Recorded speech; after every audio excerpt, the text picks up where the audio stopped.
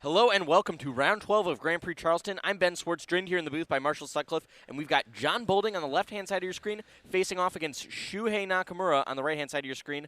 Both these players sitting at 9-2, and a Knight of Infamy enters the battlefield to start things off for John Bolding. This is going to be one of the first truly aggressive decks that we've seen on the left-hand side here from John Bolding in our feature match. Shuhei is playing the opposite. He's playing a control deck. This is Bant Control. Presumably, this would be a good matchup for Shuhei as he's got a bunch of board sweepers and a bunch of ways to gain life and recover from being beaten down early. He's got Thrag Tusk in the main. He's also got Sphinx's Revelation. And a turn 3 Farseek to accelerate him to 4 lands, 5 lands for turn 4 for Shuhei Nakamura. Hey, can you tell the person that Shuhei's name is misspelled?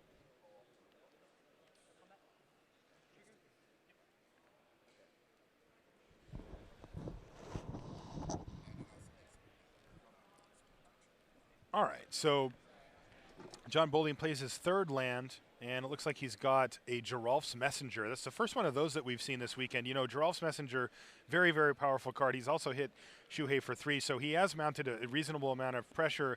Shuhei plays Jace, Architect of Thought, -2s it. Instantly -2s it, and that's quite a pile there. A Farseek, a Tamiyo, and a second Jace. So it looks like John has a tough decision to make here. So we've got one half of the list here. We've got Shuhei Nakamura's list. How do you spell his name? There's only one U. Oh. I've seen it spelled both ways a bunch. It's the incorrect spelling is with 2 U's that Wizards continues to propagate. But looks like John is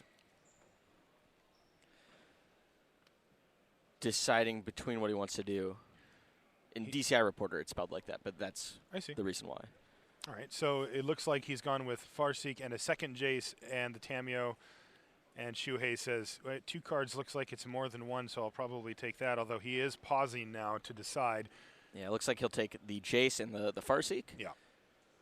So even if John decides to destroy Shuhei's Jace on his attack step, Shuhei can just play another one, get some more value. Now, did Shuhei miss a land drop that turn? Yeah, it looks that way. He Farseeked into his 4th land in his 3rd turn, meaning he could play a 5th land on his 4th turn. All right, so John is going to be able to bash in here for 5. He's got to choose if he wants to hit Jace or not.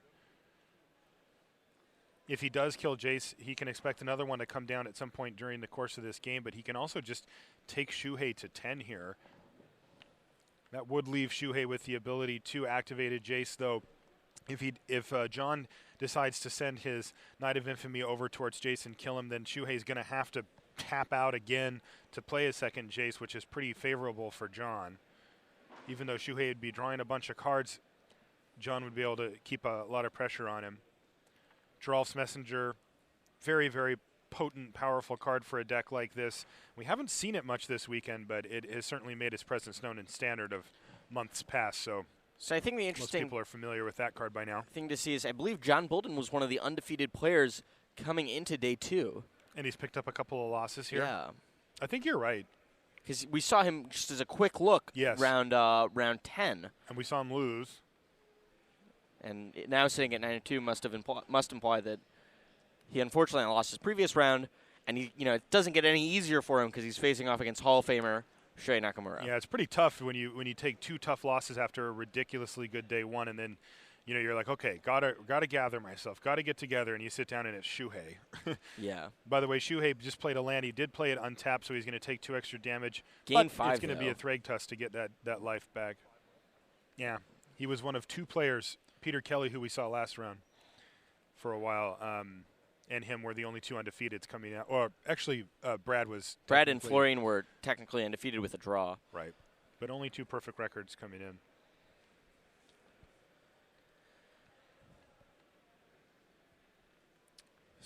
Falconwrath Aristocrat. Falconwrath Aristocrat is going to represent a ton of damage here. Looks like he's going to attack with both of them, and Shuhei says, I will block your messenger. He's thinking about it. The block finger does block. The life gain he gets. Geralf's Messenger will undie, come back into play. Shuhei's going to take 6 this turn. That's right. Go to 9. Drop him all the way down to 9 life. But that messenger is now primed to be supreme verdict here and leave John Bolding with nothing. No, he can still just sack guys. Yeah, he can still just sack guys to make his Falcon Wrath Aristocrat indestructible. So, yeah, if they happen to be human, it gets a +1/+1 counter. It's going to get a +1/+1 counter because of the Knight of Infamy. That's right. So, that too. So potentially, John could untap with a 5/2 with flying, even if Shuhei does Supreme Verdict here.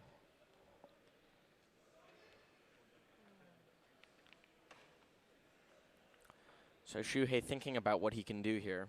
He's got his 3/3 elephant token, or beast token. Beast, yep. There's so many different iterations of the 3/3 token, right? Yeah, that one happens to be a centaur, although it's actually a beast. Which, as we mentioned yesterday, is important because of cards like Detention Sphere that are in the format. That's right.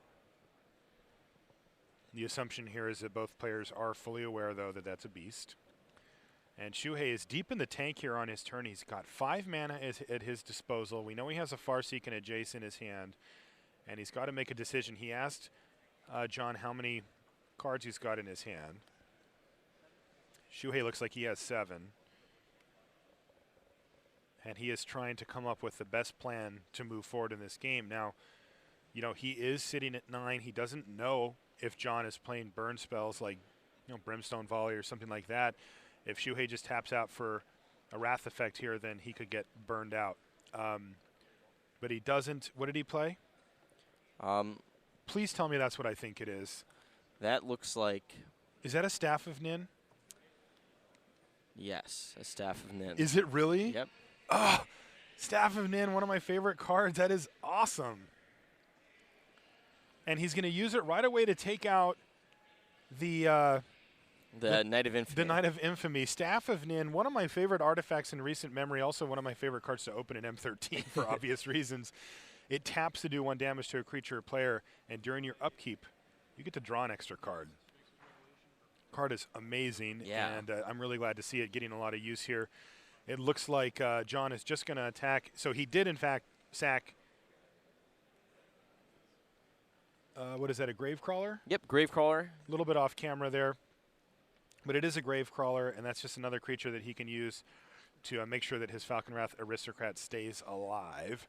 He did not attack with his Drolf's Messenger, declining to trade with the Beast token. And Shuhei looks like he has got the big angel here, and he is going to exile Falcon Wrath Aristocrat, Gravecrawler, and the Thragtusk in his graveyard. He doesn't want his opponent to be able to destroy the Angel Serenity and recast the Drolf's Messenger, because Shuhei is sitting on 2 life. He's at a very precarious life total here.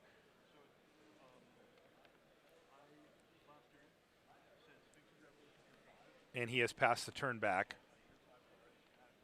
And it looks like John has a grip full of lands here. I don't think he actually has any non-land spells.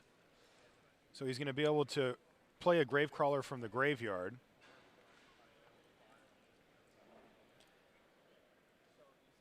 Which is just going to get pinged right away. Staff of Nimd.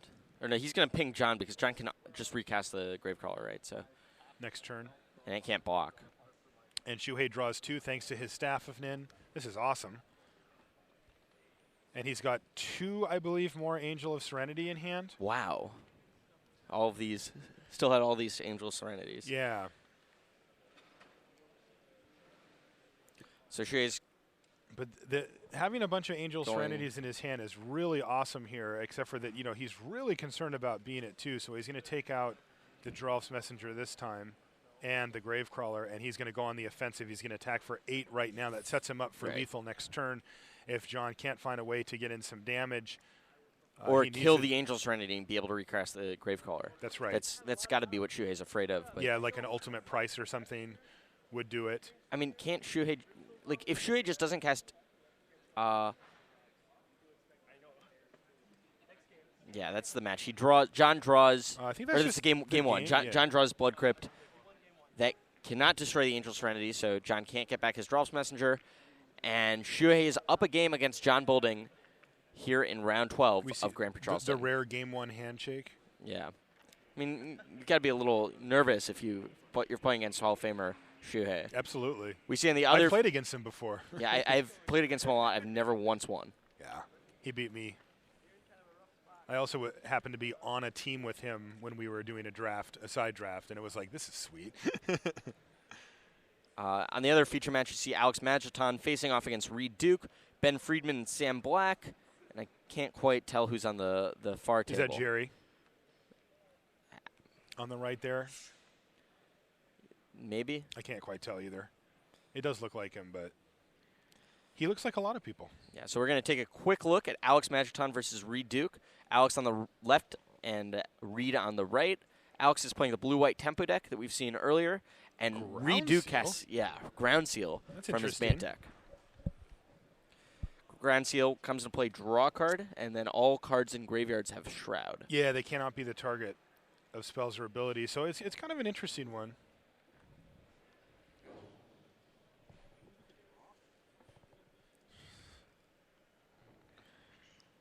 So Alex wants to figure out if he's going to let that Ground Seal resolve.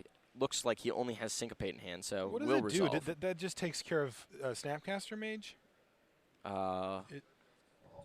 Yeah, cards in graveyards have can't Shroud. be targeted. We know that, but what does that actually do to the game state is what we're trying to figure out. It takes out Snapcaster Mage is the big ability thing, right? from it. I guess so. That's not that big of a thing, though, but it's pretty low cost as it cycles. But He can still use his Moreland Haunt. And, I mean, Ground Seal has other uses against the Burial Rites deck. okay. Right, it's pretty powerful against those. Yeah, it just doesn't do anything against Pike. Doesn't do anything against Moreland Haunt. Pretty marginal advantage there for Reed, but again, it didn't cost him much either. And Thragtusk for Reed. And end of turn, looks like a Sphinx's Revelation is going to hit the board for 3. Alex for 3.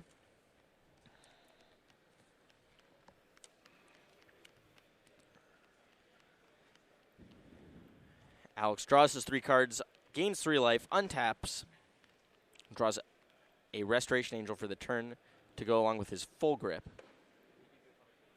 Will attack in with his 2/1/1 flyers, or 2/1/1 spirits, the flying spirits that are there thanks to the Moreland Haunt.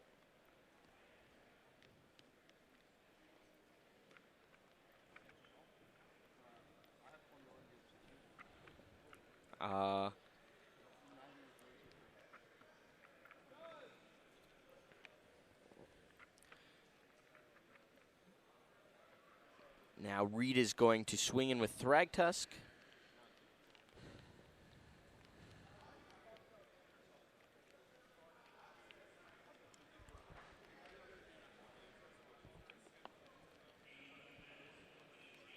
But I think Alex is going to have something to say about that. Just a normal Snapcaster Mage. There we see Ground Seal doing its just job. the old bear there. Just an Ambush Viper.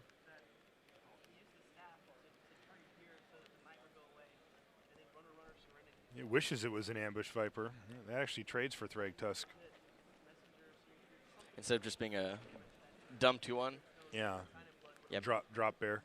Second best creature in Standard. Worse than an Ambush Viper here.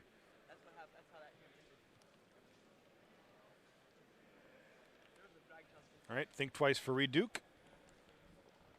Gonna flash it back. Yep. Indeed.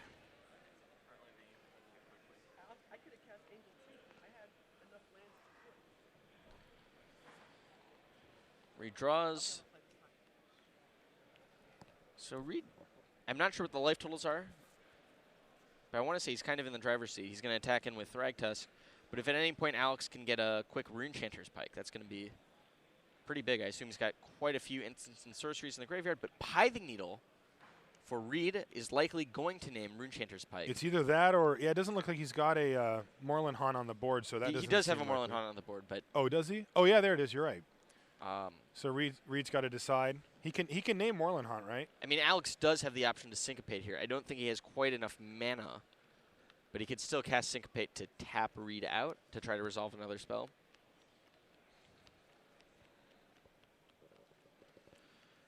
Alex thinking here.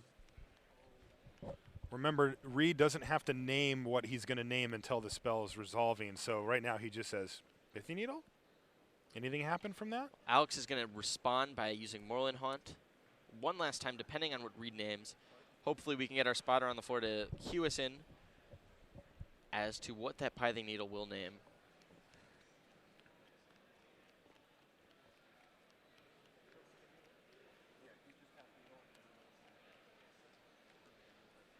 All right. I did name Runechanter's Pike. Okay. Reed must be on the same page that Runechanter's Pike is the most powerful card in Alex's deck. And I'm not sure, depending if this is game 2 because of the ground seal, if Alex has any way to deal with artifacts. I looked at his deck this morning while they were getting ready for day 2, but I don't think I saw any artifact removal. And it's unclear whether or not he would have brought it in. Is that an amass the components? Yep. Draw 4, then shuffle 3 back, right? I think it's draw 3 and put 1 back. Yeah, draw 3, put 1 back. You're right. Yeah. You're right. I'm getting confused with another card.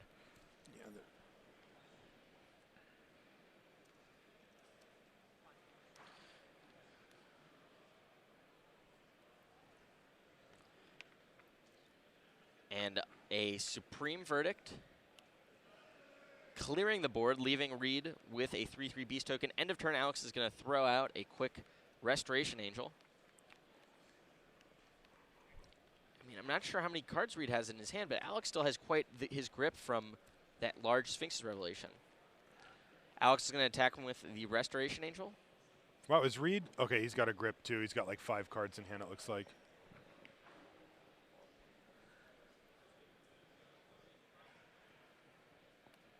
And the Beast token will get in there. So they're trading 3 points apiece.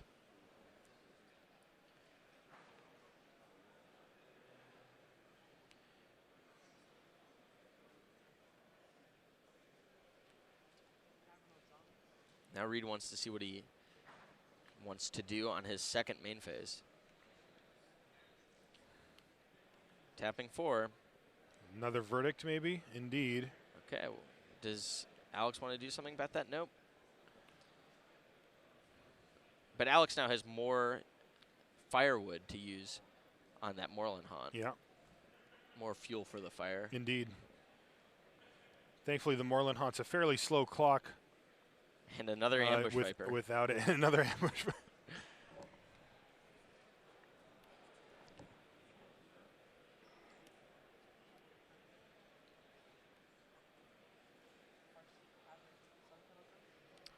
But now we'll head back to Shuhei Nakamura versus John Bolding. And we see John cast an Appetite for Brains. And Shuhei's got a Fog Bank. A Fog Bank? Yeah. Is that real? That's a real card. Where? It also just got, I believe, Searing Speared.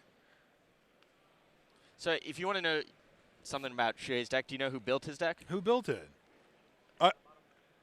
Who built it? Tomoharu Saito. Oh, okay. He said he's been playing the local tournaments in Tokyo, and he said, Shuhei, you got to play this deck. He thinks it's the best. But Fog Bank, Dude, Staff of Nim. Yeah. What is going on here? Staff of Nin is sweet. Knight of Infamy comes down for John. And then a Gravecrawler adding to his board.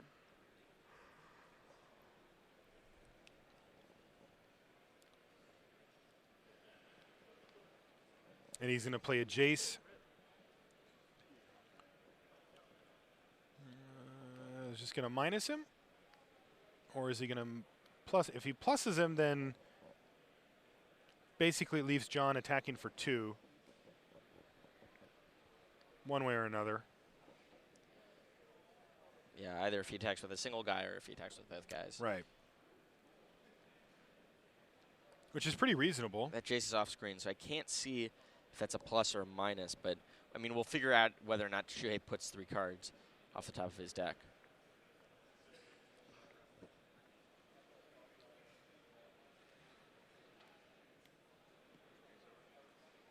But looks like it's a plus. Shuhei plays Cavern of Souls. We'll let you guys know what that's naming. Jay's sitting on 5 loyalty. Is Shuhei out of cards here? Yeah. He cast that. His 3 cards were Farseek. No, he drew the Jace for the turn. It was Farseek and land, right? Okay. So why is it? Did he miracle a Terminus earlier in the game?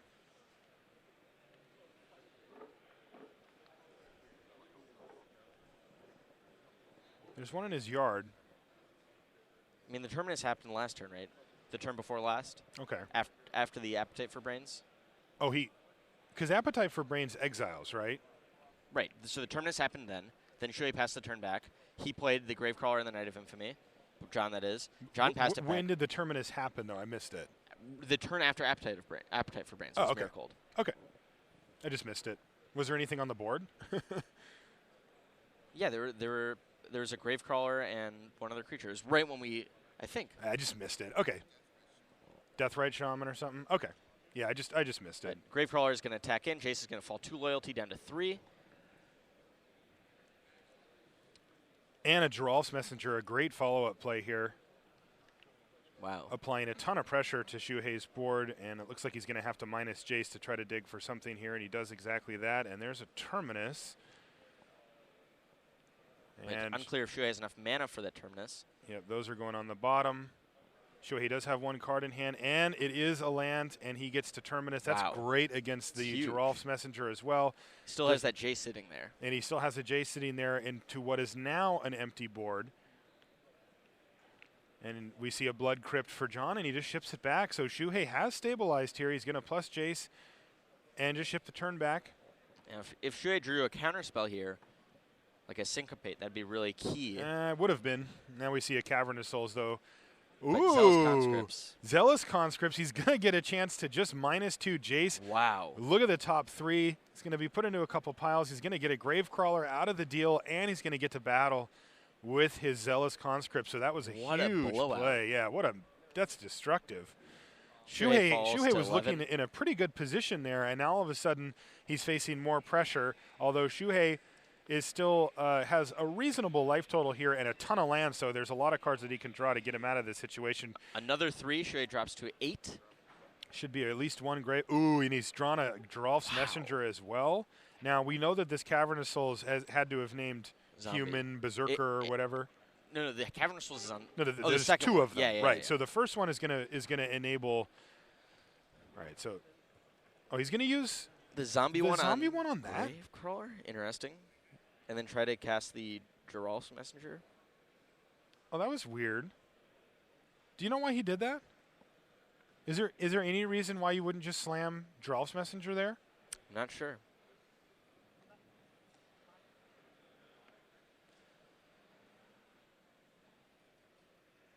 Well, now he's going to slam that Giralf's Messenger. Shuhei falls to 3. He needs another Terminus. Goes to Terminus. 1 now, actually.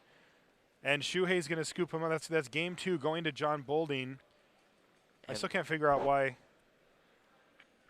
Gravecrawler is better there. I'm not sure, but it's going to be a little while to our next match. I saw Alex Matrasan on the other table run to the bathroom. You can see Reed Duke sitting there in solitary soloness.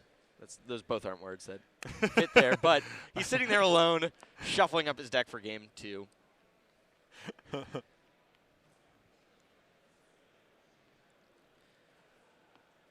And I think that is Jerry Thompson on the back table. You're right. Too. That was quite the match, though. I mean, Shuhei got the stabilization, then off the top from John Bolding was that Zealous Conscripts. I want to say Persecution. I know that's not the right card. No, that's also a Steal card. the Jace. Yeah. Draw an extra card. Kill the Jace. Attacking for 3, and without another big card from Shuhei, he was unable to do anything there. There you got to look at the remaining players in day 2. You see Shahar in his purple hoodie right in the middle of the frame. You can see some other key players over there too. I see Kenny Mayer along with Jackie Lee and a couple other.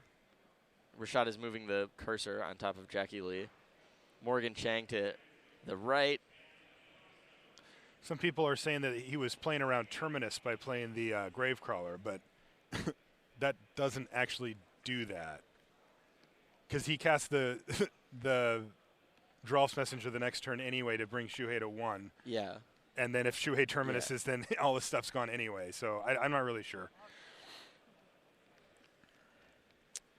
But anyway, Come back to the feature match area. The players are shuffling up for their deciding game 3, Shuhei Nakamura versus John Bolding. So who do you like in this matchup in the third game, post-board? I want to say Shuhei. He's got 3 Terminus, and his deck's just so sweet, you know. I mean, we've seen so much sweet things come out of his deck, but John Bolding is one of the few really aggressive players left in the tournament that has been posting good results. And, he went undefeated day 1 with his black-red zombie deck. I mean, it's tough to say that he's a favorite against the Hall of Famer, but he's shown that he's powerful with this deck. Yeah, I think so, too. I think I like Shuhei's chances, though, overall. I mean, you know that you're going to get crisp, clean play out of Shuhei. Playing these types of decks is second nature to him, and it's tough to bet against a Hall of Famer, but John has definitely shown that he's able to play on this level. You see on the back table, Alex Magiton is back to join Reed Duke. I believe they're going to their second game, so hopefully we'll be able to catch the tail end of that match.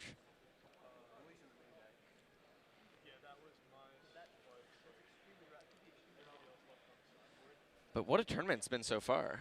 We've got to see so many different decks. Yeah. Got to see this really interesting standard format develop before our eyes. See and this is really the sweet spot for the format as well. When things are not really settled down as far as what the best deck is and what's not. We got some sweet haikus on Twitter. Did we? Well, that one before about Sphinx's Revelation. And we got a lot of song references with reference to Craterhoof Behemoth.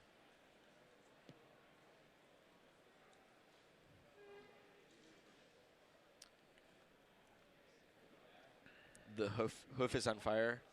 David Hasselhoof. There's some other good ones. I liked Craterhoof Bradhemoth. Craterhoof Bradhemoth. Yeah. Submit them on Twitter. Add us at Marshall_LR at @the_BenSW. I like seeing those puns. I'm a little bit of a fan. You're a pun fan? Luis is somewhere in this room just scheming of more puns. Yes. But play has started here. Shuhei starts off with a Temple Garden and a Rakdos Guildgate for John Bolding. Does Shuhei have a turn 2 play? And he does. Fog Bank. All right, so a Fog Bank again for Shuhei is it's gonna demand some sort of Searing Spear or something to get it out of the way. I see he's got one in his hand already, so he's just got to decide how he wants to develop his board here. I mean, if I were John, I would play Creature first and then Searing Spear second, but if you're afraid of a counterspell and that Fog Bank really throws a wrench in John's plans, he might want to cast it this turn while Shuhei doesn't have counter magic up and then use Cavern of Souls to cast an uncounterable Drolf's Messenger, for instance. That seems quite a bit better to me, although it looks like he's going to just lead off with the Knight of Infamy. Shuhei's got a Cavern, and he leads off with a Centaur Healer, which is just a great start for his deck, although it can't actually block or trade with the Knight of Infamy since it is white. Fogbank, however, is pulling just fine on the blocks here, and it looks like another Guildgate. Man, these Guildgates are kind of awkward, aren't they? Yeah, it's tough. You don't want to see those cards come into play tap, the lands, especially when you're on an aggressive deck like John Bolding's. I mean, he didn't have to, so he's got a 2-drop that he wants to play right now. Looks like he's just going to Searing Spear the wall. I mean, he did have to. He has a Dragon Skull Summit as his other land, which would also come into play. Is that what his other land? Ah, I didn't see it. Because he doesn't have a mountain or a forest. You are mountain right, or sir. a swamp. So Searing Spear takes out the Fog Bank. Shuhei untaps and attacks with his Centaur Healer, tying things up at 17 apiece.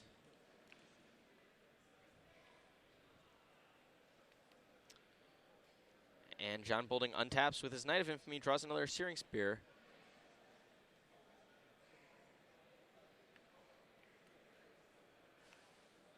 And will cast a Drolf's Messenger, a likely uncounterable Drolf's Messenger. Shuhei falls to 15 life. And end of turn, Shuhei casts a Forbidden Alchemy. Shuhei splashing black just for the flashback on Forbidden Alchemy. Yep. That's what he told us last night. Yeah, when we were going to dinner.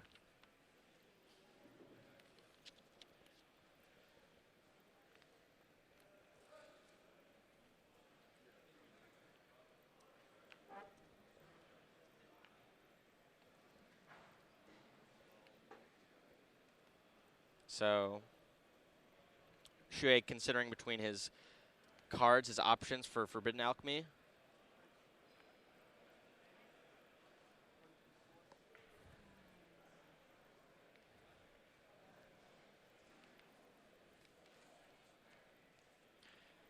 It's a really tough decision, must be. He's hiding his cards from us, but looks like one of them is an Angel Serenity.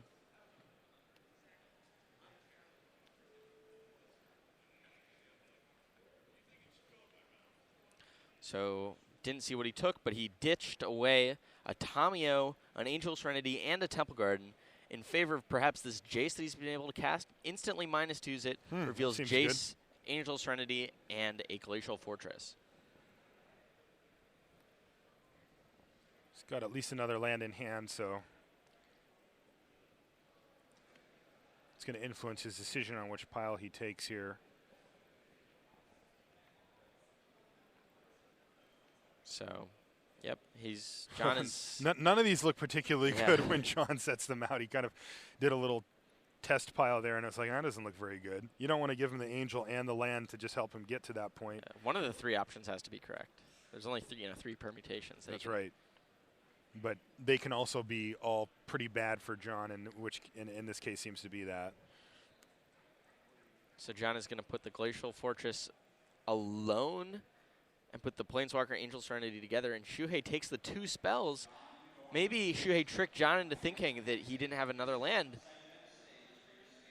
but Shuhei does in the form of Temple Garden.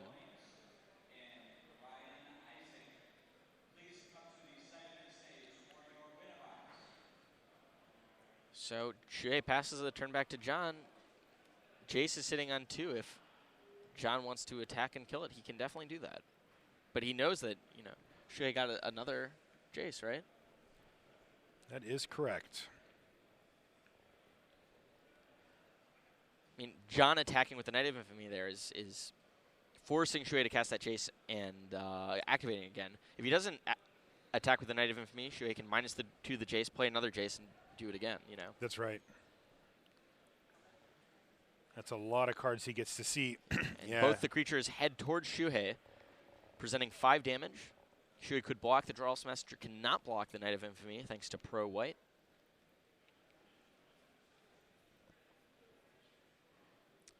But he will block the Drawless Messenger. Shuhei will take 2, fall to 13, take another 2 from the Drawless Messenger, Undying, coming back into play, going to 11.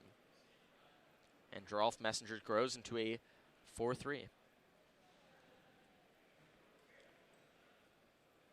4 lands up for John.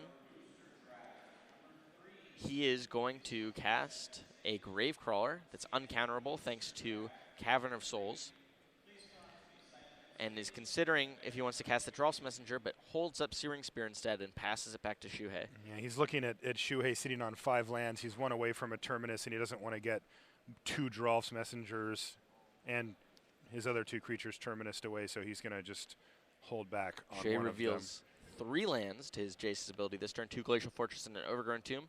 He's going to separate the black mana away. Yeah, I mean, little does John know, but that black mana is only for that Forbidden Alchemy's flashback. Yeah, but it is actually in the yard already, so Shuhei might be interested in doing that at some point, depending on how many lands he has in hand.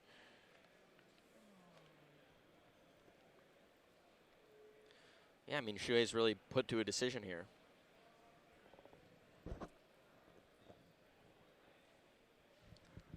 Looks like he will take the Overgrown Tomb. Put the 2 Glacial Fortresses on the bottom.